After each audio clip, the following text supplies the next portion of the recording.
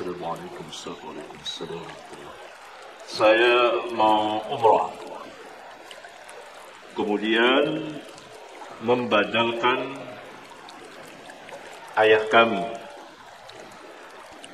Bolehkah dalam sekali safar karena kesempatan ini, dengan alasan kesempatan umur juga biaya untuk umrah lagi?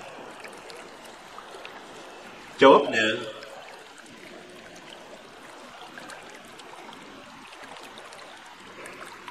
pertama, apabila penanya belum pernah umrah,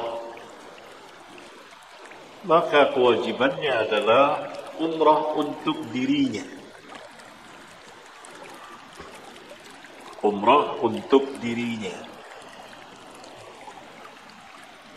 Di lain waktu, apabila ada kesempatan, ada umur, dan ada biaya, boleh dia mengumrahkan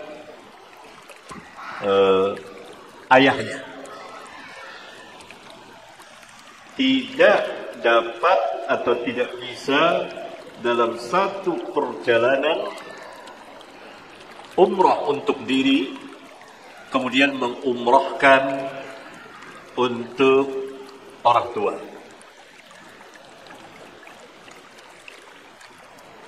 Tidak ada.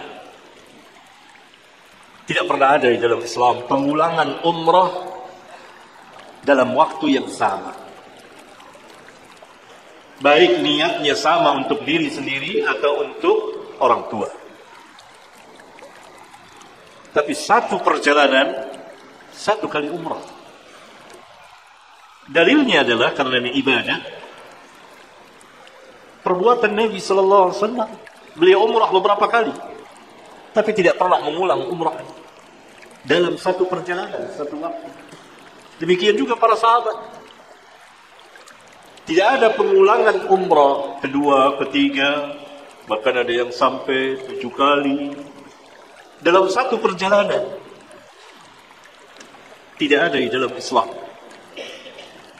Satu perjalanan, satu kali umrah. Satu perjalanan, satu kali umrah. Seperti penanya, ia mau umrah.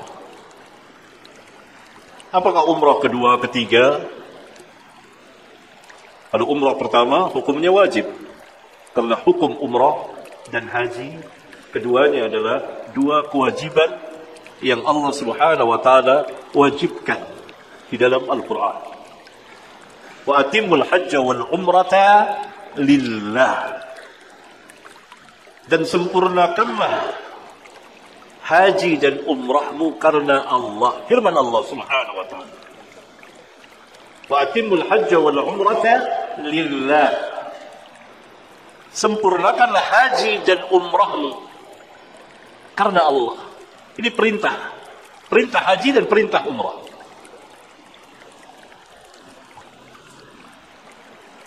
Dan apabila kali yang pertama penanya akan menunaikan umrah, maka untuk dirinya, tidak untuk orang tuanya, karena ia belum umrah. Begitu juga haji. Menghajikan orang tua, haji terlebih dahulu, kemudian haji berikutnya baru menghajikan ayah atau ibu. Ayah yang ibu yang telah wafat atau yang masih hidup, yang sudah tidak mampu secara fisik, bukan secara biaya. Fisiknya sudah tidak kuat, perjalanan jauh tidak kuat. Dalilnya adalah hadis riwayat Bukhari dan Muslim. Seorang wanita datang pada Nabi SAW mengatakan bahwa ayahnya telah sampai kewajiban haji kepada ayahnya, tetapi ia sudah tidak kuat lagi, tidak mampu lagi, tidak sanggup lagi duduk di atas kendaraan. Dan waktu itu unta, umumnya. Bolehkah saya menghajikannya? Jawab Nabi, boleh. Itu masih hidup. Tapi secara fisik, bukan biaya. Kalau biaya kita biayakan, anak membiayakan ayahnya, ibunya untuk umrah. Ini fisik. Paham ya? Ini jangan salah paham. Begitu. Ya. Nah, kalau penanya umrahnya umrah yang kedua, ketiga dan seterusnya, kaum muslimin banyak melaksanakan umrah. Maka umrah sekarang iya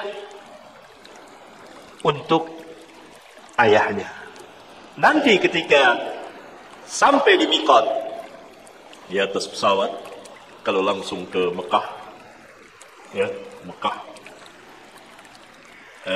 pesawat berhenti di bandara Jeddah, kemudian dia langsung ke Mekah, maka melewati salah satu miqat, maka ia ihram. Tanda masuk ihram itu bukan niat sudah jauh-jauh hari. Sekarang juga sudah banyak yang niat untuk umrah dan haji. Sahih? Tentunya. Lihat, ada yang udah umrah, mau umrah lagi, mau haji udah niat. Rata-rata kaum muslimin berniat untuk haji dan umrah. Udah niat, sudah. Karena niat di hati, nggak ada di mulut. Niat tidak ada sangkut pautnya dengan mulut, di hati. Antum lihat orang-orang kafirin mengatakan kepada Nabi, kepada para sahabat, amanna billahi wa bil yaumil akhir. Kami beriman kepada Allah dan hari akhir. Dengan apa mereka mengatakan? Dengan mulut. Tapi hatinya Allah Maha mengetahui. Apa kata Allah? Wa ma hum bimu'minin. Mereka bukan orang yang beriman. Hatinya kufur. Mulutnya mengucapkan iman. Berarti niat itu hati. Enggak ada sangkut paut dengan mulut. Mulut bisa berbohong, berbicara dusta. Ya. Sudah lama ihramnya. Labbaik Allahumma umratan an. Dari siapa? Ayah Abi. Dari ibu Ummi. Labbaik Allahumma labbaik, dan seterusnya. Nah gitu. Kalau yang pertama tidak bisa. Antum umrah untuk antum. Dalam hadis yang lain, riwayat Imam Abu Daud, saya membawakan itu di kitab Al-Masail jilid 13. Ada orang umrah untuk haji untuk saudaranya, ya, untuk orang keluarga dekatnya. Dalam riwayat lain dikatakan qaribun, keluarga dekat, yakni ayahnya, orang tua. Lalu ditanya oleh Nabi sallallahu alaihi wasallam, "Kau sudah haji atau sudah umrah?" "Belum." "Haji dulu." "Baik." Ya, silakan lafaznya dilihat di Sunan Abi Daud. Yang kedua, yang menghajikan orang tua, atau istilahnya badal, itu anak, baik anak laki maupun anak perempuan, bukan orang lain. Bayaran, tahu bayaran nggak? Bayar orang sekian ribu real, berapa harganya sekarang? Mungkin udah naik kali ya. Naik. Ini tidak ada di dalam Islam. Yang ada anak menghajikan orang tuanya. Selain anak nggak ada. Tidak ada dalilnya.